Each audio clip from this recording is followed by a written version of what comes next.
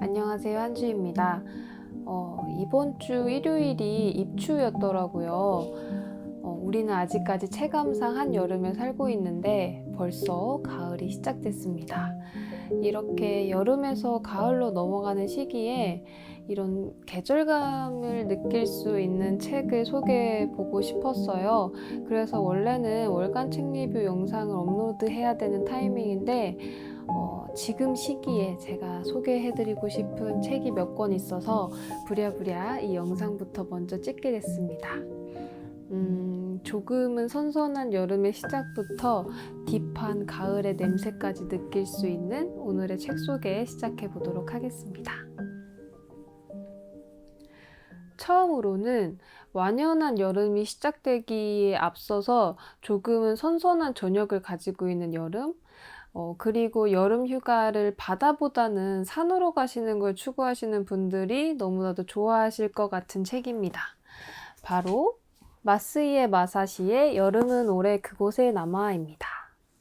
이 책은 제가 유튜브를 시작하기 전에 읽었었는데 너무 좋아하는 책이라서 언젠가 한 번쯤은 소개를 해봐야지라고 생각을 했는데 드디어 가지고 오게 됐습니다.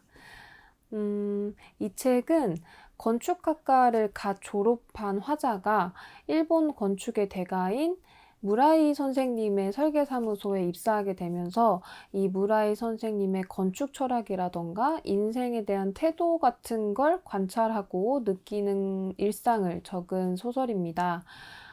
이 무라이 선생님은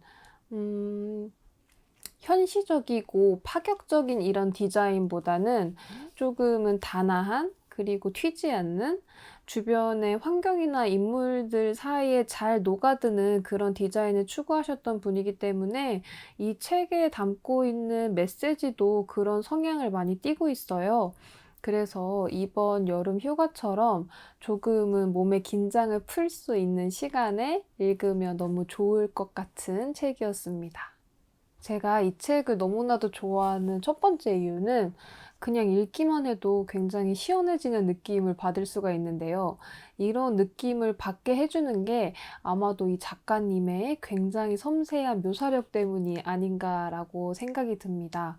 이 책을 읽다 보면 책을 읽는다는 느낌보다는 내가 진짜 여름 산장에 가서 그 장면들을 직접 보고 있다라는 느낌이 굉장히 강하게 받아요. 예를 들면 이 화자가 아침에 일어났을 때 보이는 그런 풍경 묘사를 한 부분이 있는데요. 해가 뜨기 얼마 전부터 하늘은 신비한 푸른빛을 띠며 모든 것을 삼킨 깊은 어둠 가운데에서 순식간에 숲의 윤곽이 떠오른다. 일출 시간을 기다리지 않고 아침은 싱겁게 밝아온다. 침대에서 일어나 가운데 마당에 면한 작은 유리창 블라인드를 올린다. 안개다. 어느 틈에 어디에서 솟구쳤는지 하얀 덩어리가 개수나무 가지와 잎사귀를 천천히 쓰다듬으며 움직인다. 조용했다. 새도 포기하고 지저김을 그만두었나 보다. 유리창을 열고 코를 멀리 밀듯이 얼굴을 내밀고 안개 냄새를 맡는다. 안개 냄새에 색깔이 있다면 그것은 하얀색이 아니라 초록색일 것이다. 옆에 설계실 블라인드를 소리나지 않게 올린다. 좌우로 넓게 퍼진 남양창 가득히 안개가 흐르고 있다. 가운데 마당에 있는 큰 개수나무가 안개 속에 가라앉고 안개 속에 떠 있다. 이렇게 어떤 풍경부터 냄새부터 그리고 사람들의 움직임까지도 굉장히 세심하게 담고 있기 때문에 이런 400페이지가 넘는 분량이 나오지 않았나 싶습니다. 그래서 오히려 저는 이런 점이 더 좋았어요. 두 번째로 제가 이 책이 좋았던 이유는 이렇게 두꺼운 분량에 비해서 어떤 사건이 많이 발생하지도 않고 또 감정의 높낮이가 그렇게 큰 소설이 아님에도 불구하고 너무 재밌다는 겁니다.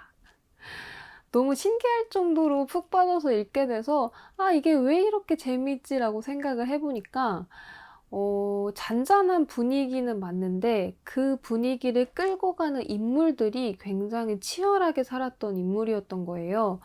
뭐 어떤 큰 소리를 내거나 외향적인 사람들은 아니지만 자기만의 어떤 가치를 위해서 묵묵하게 살아왔던 인물들이 이 이야기를 끌고 가고 있기 때문에 하나도 지루할 틈이 없었던 거예요.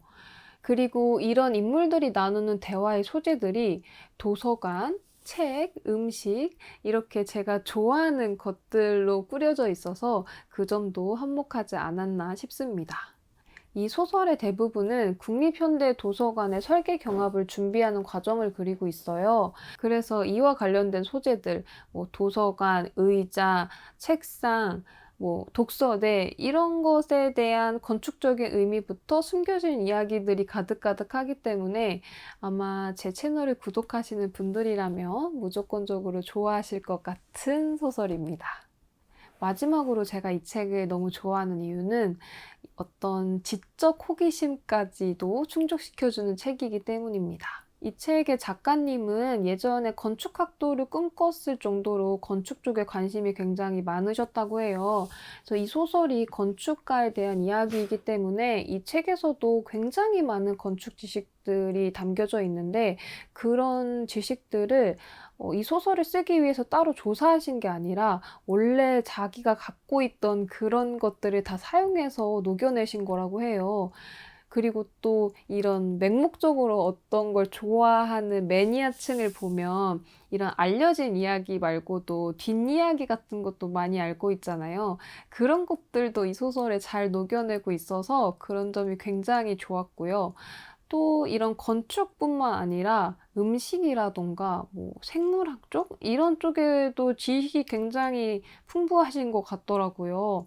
특히 이 소설의 배경이 깊은 산장에 있기 때문에 사람들이 이제 음식을 차려 먹는 경우가 많은데 이런 장면들 속에서 음식을 만들 때의 과정들, 뭐 재료들, 그리고 그 음식의 히스토리, 또 이게 일본 소설이라 그래서 일식만 있는 게 아니라 굉장히 다양한 나라의 음식까지 담고 있어서 그런 점도 굉장히 좋았던 책이었습니다.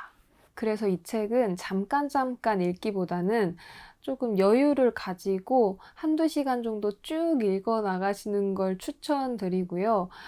이런 바쁘다 바빠 현대 사회에서 나만의 속도를 찾고 싶으신 분들에게 너무나도 추천드리는 책이었습니다. 마스이의 마사시의 여름은 올해 그곳에 남아였습니다. 이제는 완연한 여름이 됐을 때 뜨거운 태양과 그 태양에 반짝이는 바다가 생각나는 소설 김초엽 작가님의 스부다니의 여름휴가입니다. 이 책은 책으로는 아직 출간되지는 않아서 지금은 밀리의 서재에서만 확인하실 수 있고요. 밀리의 서재를 이용하시지 않는 분들이라도 아마 밀리의 서재가 첫 달 무료 이벤트를 하고 있는 걸로 알고 있어요. 그래서 관심 있으신 분들은 그 서비스 이용하셔서 보실 수 있으실 것 같습니다. 이번 소설 역시도 소재가 굉장히 참신하다라는 생각이 들었는데요. 이 소설의 화자인 현이는 인공장기 배양 회사에서 이 인공장기를 길러내는 업무를 하고 있습니다. 그런데 현이가 팀장과 사이가 안 좋아지면서 간 배양 파트에서 안구 배양 파트로 이동을 하게 된 거예요. 그런데 이 현이는 물고기 눈알 공포증을 가지고 있습니다. 그래서 파트가 변경되고 나서 첫 출근을 하자마자 막 비커에 막 눈알들이 둥둥둥둥 떠 있으니까 결국에는 참지 못하고 회사를 때려치게 되는데요. 자신이 했던 업무를 살리면서 취직을 준비하다 보니까 이 현이는 솜솜 피부관리샵이라는 곳에 취직을 하게 됐습니다. 이 솜솜 피부관리샵은 인공 피부를 배양해서 이것을 인간에게 이식시켜주는 그런 피부샵이었는데요. 그런데 문제는 이 피부샵에서 배양하는 피부들이 심상치가 않은 거예요. 일반 그냥 우리 피부가 아니라 막 물고기 비늘을 그대로 가지고 있는 피부라던가 아니면 동물의 이런 털을 가지고 있는 피부라던가 이렇게 인간에게 이식한다는 것이 상상이 안 가는 피부들을 배양하고 있는 거예요. 알고 보니까 이 솜솜 피부 관리샵은 자기가 다른 존재라고 생각된 되는 사람들을 위해서 그 사람들이 실제적으로 그 외형을 가질 수 있게 해주는 그런 피부를 이식시켜주는 어떻게 보면 불법적인 센터였습니다. 현이는 처음에는 이런 사람들이 굉장히 이상하다라고 생각을 했었는데 그 사람들의 사연을 듣고 그리고 또 굉장히 친절한 면모를 보고 또 이런 그 사람들의 추상적인 사연을 통해서 실제적인 피부를 구현시키고 그 구현된 피부를 이식받음으로써 굉장히 행복해하는 사람들을 보면서 이 직업의 매력을 점점 느끼고 있는데요. 그러다가 진상 고객인 수부다니를 만나게 됩니다. 이 수부다니는 현이가 피부샵에 다니기 전부터 왔던 손님이었는데요. 왜 진상 손님이었냐면 피부라는 것 자체가 어떤 외형의 그냥 표피일 뿐만 아니라 우리의 노폐물도 내보내주고 온도 조절도 해주는 여러 가지 기능을 가지고 있는 장기이기도 하잖아요. 그런데 이 수부다니는 이런 기능을 할 수 없는 금속으로 피부를 계속 만들어 달라고 요청을 하는 거예요. 그래서 가게 사장님은 직접적이진 않지만 간접적으로 자기가 이 사람의 생명을 뺏을 수도 있는 부분이기 때문에 계속 거절을 하는데 수부다니는 정말 꿋꿋하게 계속해서 피부샵을 찾아옵니다. 그래서 이렇게 수부다니의 요청을 어떻게 해결했는지 그리고 왜 수부다니가 이런 요청을 하게 됐는지 그런 것들을 그린 게 이 소설의 주요 내용일 것 같고요. 저는 이 소설을 추천드리는 이유는 어떤 스토리적인 부분보다는 여러 가지 생각을 할 수 있게 만드는 결말 때문이었습니다. 진정으로 자신이 원하는 것을 알고 그것들을 실행에 옮기고 남들이 보기엔 그것이 비극일지 몰라도 당사자인 자신은 행복해하는 그런 결말을 보면서 이 수보다니가 굉장히 부럽다라는 생각도 했었고요. 이런 모습을 본 화자는 마지막에 이렇게 얘기를 합니다. 정말 멋진 휴가를 보내고 있나 봐요. 네.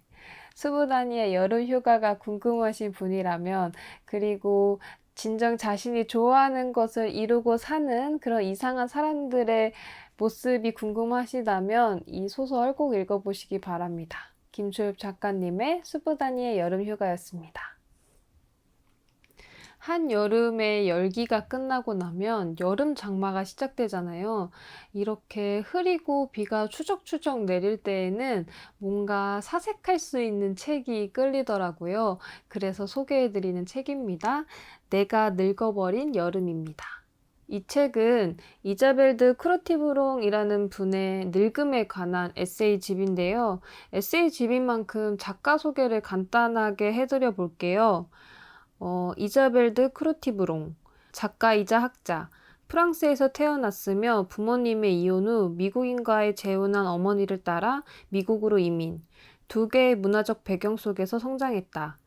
1960년대에서 1970년대 미국의 반문화, 페미니즘 열풍에 온몸으로 화답하면서 세계를 여행했고 브라운 대학, 웰즐리 대학, 하버드 대학, MIT에서 프랑스 문학과 여성 문학, 이중 언어 및 이중 문학을 가르쳤다. 어떻게 보면 이 책은 여름의 분위기를 직접적으로 느낄 수 있는 책은 아니지만 이 책의 저자는 그 여름을 기점으로 해서 자신의 늙음을 수용하고 가을처럼 좀 더 성숙한 삶을 준비해요. 그래서 이렇게 가을을 준비하는 시점에 읽기 좋은 책이라고 생각했고 또 외국 작가임에도 불구하고 우리나라의 제 부모님 세대들이 공감할 만한 그런 에피소드를 많이 담고 있어서 꼭 소개를 해드리고 싶었던 책이었습니다. 저자 소개에서도 느끼셨겠지만 이 책의 저자는 굉장히 의욕적이고 강인한 여장부 같은 스타일의 인물이에요. 근데 이런 모습이 또 제 엄마와 비슷한 경향이 있어서 저는 더 집중해서 읽을 수 있었던 책이었고요. 그래서 이 책을 읽으면서 내가 딸로서 받아주지 못했던 거, 이해하지 못했던 것들을 느끼고 나니까 마음이 굉장히 저릿저릿하기도 했던 책이었습니다. 이 책은 늙음에 대한 22편의 글을 담고 있는데요. 한 편 한 편이 이어지지는 않고 각 글마다 늙어가면서 느끼는 몸의 변화들, 그리고 같이 늙어가는 친구들과의 대화 소재들, 또 현실에서 느낄 수 있는 문제들, 또 자신의 젊은 날과의 괴리감에서 오는 그런 우울감, 이렇게 늙음이라는 소재로 얘기할 수 있는 여러 가지 주제들을 담고 있는 책이었는데요. 제가 특히 이 책이 좋았던 점은 이런 것들을 굉장히 담담한 어투로 최대한 객관적으로 풀어가고 있는 문체가 너무나도 좋았습니다. 그래서 연민의 느낌이라기보다는 그냥 이 자체를 이해할 수 있게 해주는 부분이 저는 굉장히 좋았습니다. 예를 들면 실제로 경험할 수 있는 문제 중에 이런 얘기가 있어요. 더구나 그건 내가 결정할 수 있는 문제가 아닌 것이 0N1XSPLW45++G처럼 철저하게 보안되는 비밀번호, 아무런 인간적 의미도 없고 외울 수도 없으며 사이버 공간에서 실종된 거대한 비밀번호 묘지에서 되찾을 가능성이라고는 0%인 요상한 암호를 좋은 예시라고 제시하면서 정기적으로 비밀번호를 바꾸라는 지시를 내리지 않는가 말이다.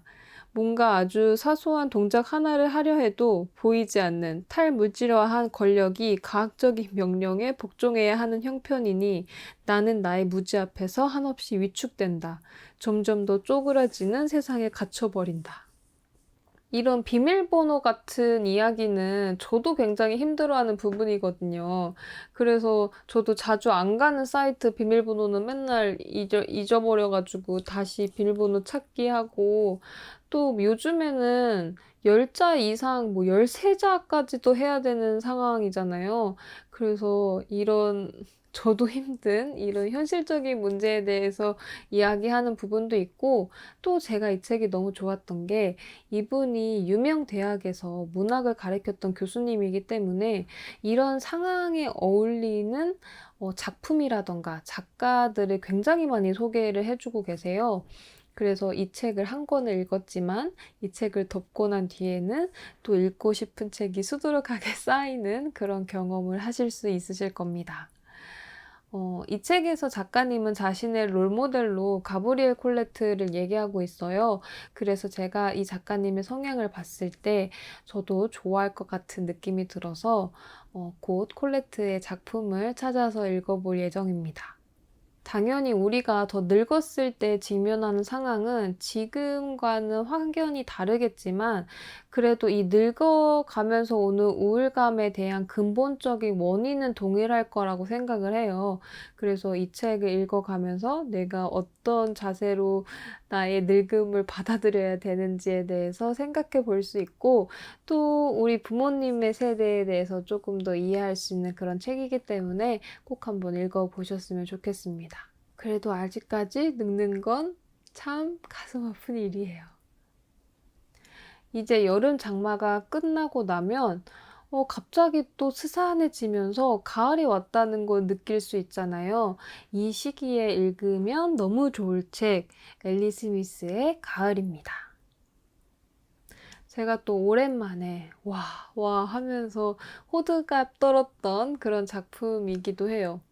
이 책은 엘리 스미스의 사계절 4부작 중에서 첫 번째 책인데요.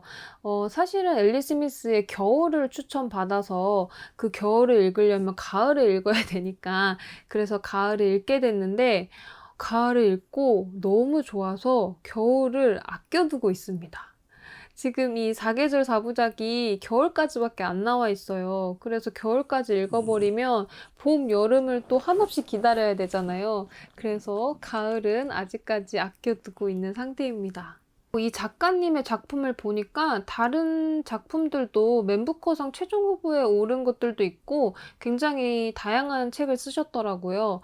그래서 뭔가 제 최애 작가님을 또 찾을 수 있을 것 같은 그런 기대감에 굉장히 설레고 있는 상태입니다.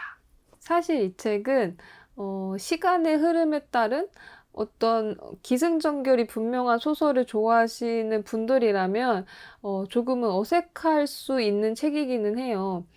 상상의 이야기를 했다가 현실 이야기를 했다가 꿈속 이야기를 했다가 이렇게 막 왔다 갔다 거리기도 하고, 또 인물 간의 대화를 말따옴표로 묻고 있지 않아서 그냥 '이 자체가 또 상상인가?'라는 생각이 들게끔 하는 그런 소설이거든요. 그래서 이 소설을 읽을 때에는 어떤 사건의 인과관계를 파헤치려고 하기보다는 그냥 문장 하나, 장면 하나에 집중해 가면서 그냥 그 글의 흐름에 맞춰서 쭉 읽어 가시다 보면 더 이 책의 매력을 크게 느끼실 수 있지 않을까 싶습니다. 이 작품은 데니얼이라는 노인과 엘리자베스라는 소녀의 우정을 그린 소설인데요. 여기서 데니얼이라는 인물이 굉장히 독특합니다.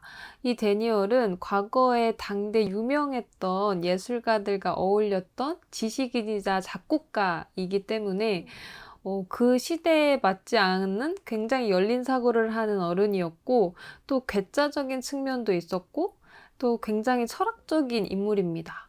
엘리자베스는 어린 시절에 이 데니얼과 많은 교류를 하면서 어떤 정신적인 가치관에 많은 영향을 받게 되고, 어른이 된 엘리자베스의 모습에서도 이것을 찾아볼 수가 있습니다. 그래서 이 소설의 전체적인 구성은 어른이 된 엘리자베스가 이제는 너무 나이가 들어서 요양원에서 잠만 자고 있는 데니얼을 간호하면서 그 둘의 추억을 회상하는 장면, 그리고 또 엘리자베스가 사는 현실, 또 이 현실이 브렉시트를 배경으로 하고 있기 때문에 굉장히 우울한 도시 속에서 이 괴짜 아저씨에게 영향을 받은 여자가 어떻게 살아가는지에 대한 그런 서사, 또 마지막으로는 데니얼의 꿈 이야기, 이렇게 세 가지의 구성이 교차하면서 진행된다고 보시면 될 것 같습니다.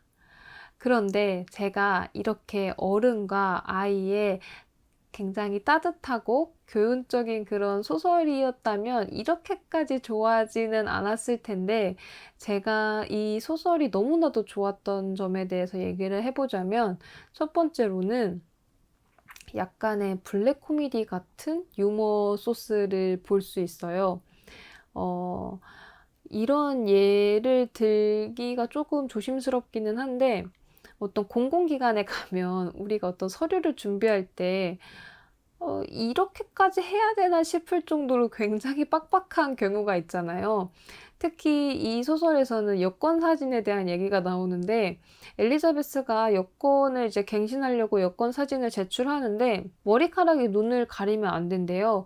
그래서 엘리자베스가 눈을 가리고 있지 않아요? 그랬더니 그 직원이 얼굴 가까이에도 있으면 안 돼요? 라고 하는 거예요. 그래서 엘리자베스가, 아니, 머리카락은 머리에서 나는 거고 머리는 얼굴에 있는 건데 그 정도는 가까이 있을 수 있지 않냐고 얘기를 하니까, 막 직원이 당신이 하는 얘기는 이 여권을 만드는데 전혀 도움이 되지 않아요, 막 이러면서 얘기를, 둘이서 막 티키타카를 하는데 그런 게 굉장히 공감이 많이 갔고, 그리고 이 엘리자베스는 이 얼굴 크기가 5mm가 작다는 이유로 결국에 퇴짜를 맞습니다. 그리고 다시 이제 얼굴 규격을 맞춰서 사진을 들고 왔는데, 얼굴 규격은 맞는데 눈이 너무 작다는 거예요. 근데 이거는 엘리자베스가 할 수 없는 거잖아요. 얼굴 크기와 눈 크기는. 이런 현실을 풍자하는 부분들이 굉장히 재미있는 포인트였고, 또 좋았던 점이 약간의 말장난 같은 문장들이 굉장히 많습니다. 이 소설은 분명히 웃긴 분위기가 아니에요. 어떻게 보면은 더 우울한 쪽에 가까운 분위기임에도 불구하고 이런 말장난 같은 문장들이 갑자기 툭툭 튀어나오는 거예요.